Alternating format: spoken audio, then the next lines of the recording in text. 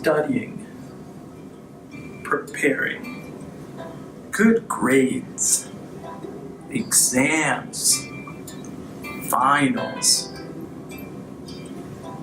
These are all words that have to do with health. You got it. Health is an important thing. But most important is mental health. So what are we talking about today? Exams. Yeah. Exams. Stress. High school. College. University.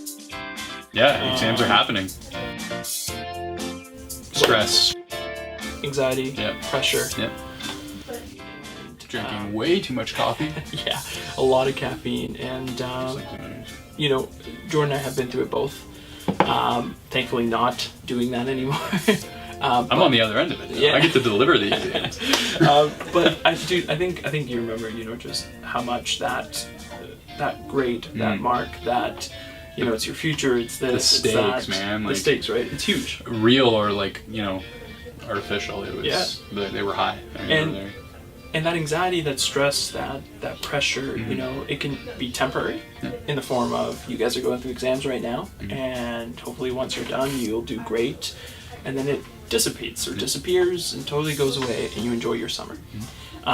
Or it could be ongoing. Right. It could be, you deal with it on a day-to-day basis. And it just manifests, when you're faced with an exam or something. Heightened, or right? Yeah. A social situation. Yeah, I think what it really comes down to, you're faced with some sort of conflict or some sort of stressful situation, and we're not in control of that. We can't control what happens to us in our lives, but we are in control of how we react to the things that happen to us. Okay. Yes. And that's something that I think people kind of have a hard time swallowing. Yeah. You aren't in control always of the situation. No. And I think, with something like exams, if we're talking about something that's very high stress, very focused and sort of concentrated at one point in time in your life, you kind of have to take yourself out of the equation and think about, your life. We often place a lot of weight on these exams, and we think, this is what's going to decide your future. The reality of the situation is you aren't in control necessarily of what appears on the exam. You're in control of how much preparation you do. Yeah. If you don't prepare enough, that's on you. Yes. If you prepare and you do your best and you still fail, that's out of your control at that point. That's right. As a teacher, one of the most common things I hear is that, my parents want me to go here, my parents want me to do this. And in the end, what do you want to do? What do you want to do with your life? And I think if you kind of put yourself back in the driver's seat, it really changes things. Big time. There's a quote I want to talk about that I guess was probably most famous from Spider-Man. Okay. With great power comes great responsibility. Yeah. Take that quote and flip it on its head, okay? With great responsibility comes great power. Whoa. If you take responsibility for your actions, you have power. You have control over your life. Yes. And there's a great book that I'll link in the description, The Subtle Art of Not Giving a... This guy talks about how, once you're in control, once you admit that you're in control of your life, you have great power. Yeah. You have the ability to change your circumstances. Yeah.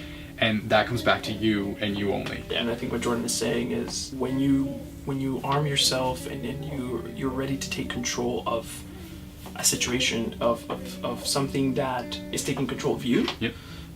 It can totally change things around. There's a small window. Yep. The window of opportunity, right? There's a small window of opportunity for you to say, I'm either going to let this affect me, and I'm going to be angry, I'm going to be upset, I'm going to be thinking about this all day, and it's totally going to ruin everything, or I'm going to take that opportunity and not let it affect me and take control of the situation and be happy about it, choose to forget about it. Now, is it possible to do that always? No. Is it always possible for everybody? No. What happens when you're, there's this psychologist, Lee Waters, who calls it amygdala hijacking. What happens when your amygdala is hijacked? Right. What do you do? Right. We revert back to the id, the primitive, fight or flight, flipping off the guy that just cut you off. Fight or flight. Yeah. What do you think? I think it takes a lot of work and discipline. Yeah. It takes a great deal of self-control, a great deal of work, right? So being able to, like Jordan was saying, to take control of that, you have to work towards it before we even get to that point where we can be so in control that we can decide in that window of opportunity, because that window is very small, right? Mm-hmm. You're talking about like microseconds, right? Yeah.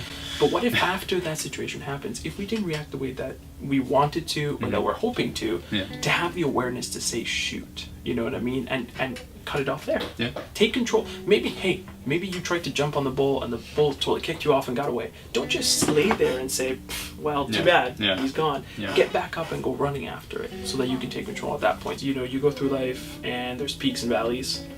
You know, good days are the peaks, the very bad days are the valleys. I gotta jump in here because, like, mathematically, your life is a sinusoidal function. Sinusitis, exactly.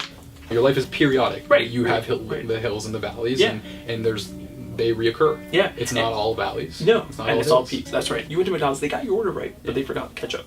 So, you know, something little, but you take control of it and build bridges to connect your peaks, right? To avoid those valleys. Closing it off, you know, I think anxiety, stress, depression, mental health. Whether temporary or ongoing. That's right. About, There isn't a single definition, hence there isn't a single answer. What we're all about at the ThinkBucket is creating that conversation. You're not alone, and in a lot of those situations you do feel like you're alone. You're not. You know, we've gone through it, many people in the world are going through it. Feel free to talk about it. You know, conversation on here. There's great organizations like Bell Let's Talk, tons of resources that, you know, just reach out, keep talking, man. That's the key, and I'm gonna close it off. Boom.